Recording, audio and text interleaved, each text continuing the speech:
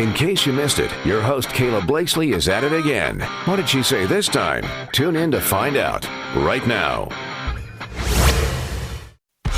From the Windows, Doors, and More studios, Windows, Doors, and More also refinishes hardwood floors so they look brand new again. Call 260-422-7077. American woman, listen what I say. Kayla Blakesley, Fort Wayne's Morning News, 92.3 FM and 1190 AM. Depend on it.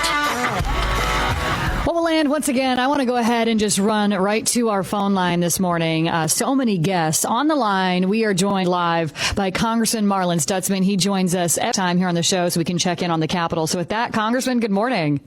Good morning, Kayla. Great to be with you on WOWO this morning. Yeah, thanks for joining us because we've got quite the story taking shape right here in our backyard that I know that you can weigh in on. And really, this is a story that's impacting a lot of communities all across the country. But specifically, if you live in New Haven, Congressman, if you've traveled around New Haven, chances are you've also experienced this yourself. But you're trying, to get to work. You're picking up the kids. Maybe you've even got an emergency. And then suddenly, everything comes to a stop because a train is sitting across the tracks. And it really has become such a headache. And there's now a local campaign over in New Haven going on called Move That Train. And there's talk about how, the city of New Haven is taking this frustration all the way to D.C. with some legislation designed to help local communities like New Haven. So, Congressman, that's kind of where I want to start. For folks who haven't been following this very closely, what exactly is this legislation trying to accomplish? Well, Kayla, that's one of the challenges of being a crossroads of America is the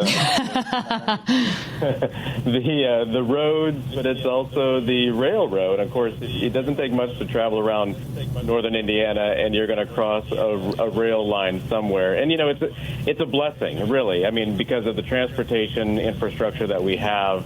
Especially New Haven. I've hauled many loads of grain into the old Central States there north on Nelson and Hartselle there in New Haven, and I've sat outside waiting to get in because the train was across the road. And I reached out to Mayor McMichael when I saw the report about it and following up on the legislation. And he's been working very hard at this with other members of Congress on the Transportation and Infrastructure Committee. And, one of the things that we've always worked on is safety first, of course, and making sure that, whether it's New Haven or whether it's Kendallville or Waterloo or, you name a lot of the towns that have rails that run through it, want to be sure that there's, first of all, safety at each of these crossings. But New Haven is a little bit different because of the large rail yard that sits there just off of Nelson behind the old Central States ADM facility where a lot of corn and grain, corn and soybeans go in and out, wheat go in and out of there for our local ag community. So it's a vitally important piece of the infrastructure. But, can we relieve some of this congestion with a bridge, or can we relieve this congestion with making sure that the rails, the trains move quicker through those areas? And that's one of the things that Mayor McMichael had mentioned is some legislation that would just bring some accountability. One thing we do know is that the rail companies are very powerful. I mean, it's obviously we want to be sure that the trains run on time. They also need to run on time and not be blocking intersections that could create safety hazards. We had this situation up in Corona, actually a couple of years back, where we needed a new bridge. The fire station's on one side of the rail line, while the parts of town are on the other side, and we had to be sure that the fire station was able to get across the rail line, quickly enough to handle any sort of emergency. So that's the effort with the legislation, is that the rail companies need to be accountable as well, to be sure that they're not just abusing the rail lines that they use and block intersections that are really vitally important for our communities. For folks, who maybe don't understand how some of the logistics, we hear all the time, local governments have no authority. Is that true? And if that's the case, then can you explain, how important it is that Congress does get involved?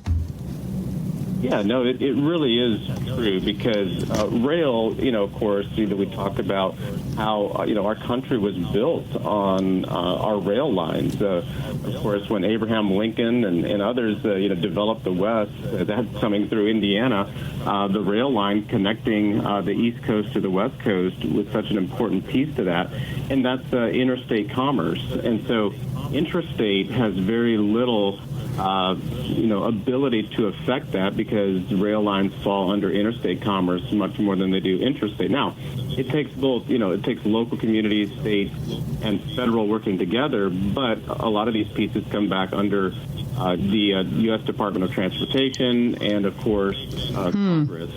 And that's why, we do want to be sensitive to that. And that's where, I reached out to Mayor McMichael and said, look, let's look at some other options, too, just on infrastructure, because maybe we can, one of the things that I know happened up in Goshen, Goshen has a lot of rail lines going through Goshen. There's several of them that block traffic in many different areas, and they put in a pretty substantial bridge to help relieve the traffic from getting blocked. People may have to go around the several blocks to get to that bridge to get across, but at least they were able to get across the bridge. And so, there's several ways that we can look at this, and I want to be sure that we're helping whatever we can do to alleviate that, because it does become a challenge for local commuters as they try to get around town. But when a train is blocking traffic, it becomes a real hassle. So Mayor McMichael is doing the right thing. He has been working this in Congress with other legislators, Department of Transportation, as well as the chairman of the Transportation and Infrastructure Committee in the House, our senators, and we're going to continue to do what we can and try to find a solution that helps, especially like in the city of New Haven. Well, here's the thing. So, like, as you mentioned, the city of New Haven, they launched this website, movethetrain.com, to build support for this legislation, the Build America 250 Act. As you mentioned, helping with some more accountability, at least when it comes to railways. Do you expect any kind of pushback, if you will, from the railroads that have all this power? Oh, yeah. Railroads are very powerful. And, they will, but they're also willing to work together to find solutions, especially when, when Congress starts to do hearings and to ask questions. I have found in most cases that while it may be difficult to move rail lines, but for example, just out at the Air Guard base, that is one of the possibilities of modernizing the Air Guard base so that we can get F-35s is moving the rail line. And, it goes right down the center of the Air Guard base today, but cooperation with a partnership, with good conversations, that's part of the movement going forward is to move the rail around the Air Guard base so that way it doesn't cut the Air Guard base in half.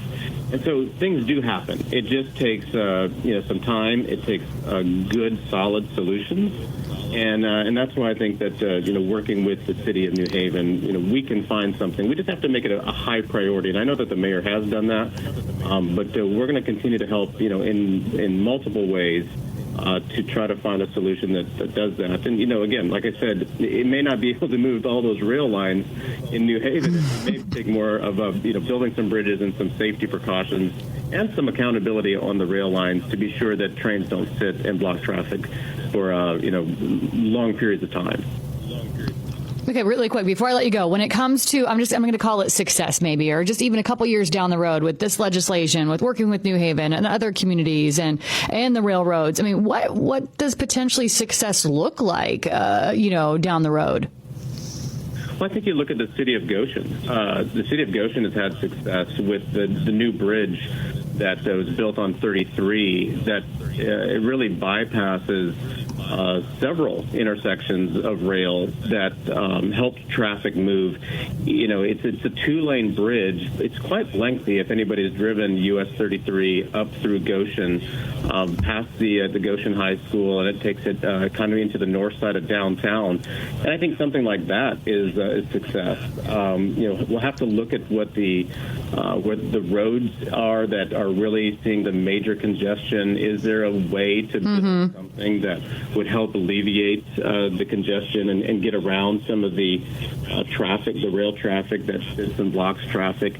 I think that's probably the best success, because we can require the rail companies to be held accountable for how long they sit there. But I'll tell you, if they're running into a problem out in the rail yard and they just can't move the train's not going to move. And so I think that's the success is to look for ways of helping auto traffic, the cars and vehicles, getting around that, rather than saying, well, a train is going to be required to move within 10 minutes.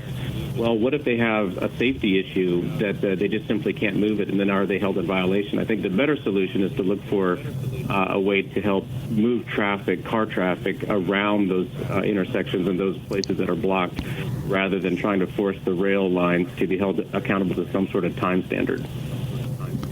Be honest, when you're stuck behind a train, do you stay patient, or you're checking your watch every 30 seconds like the rest of us? You know what? I love trains, and I used to draw trains. So, yeah, well, even though I'm late, but that's often my excuse for being late, is like, oops, I got held up by a train. And I think most of us Hoosiers probably use that, have used that once or twice. Or 3 or 4 times, Congressman, something like that. Hey, we appreciate you checking in with us every Thursday. We'll do it again 1 week from today. You bet. Thanks, Kayla. And that's Congressman Marlin Stutzman joining us live here on Whoa Whoa.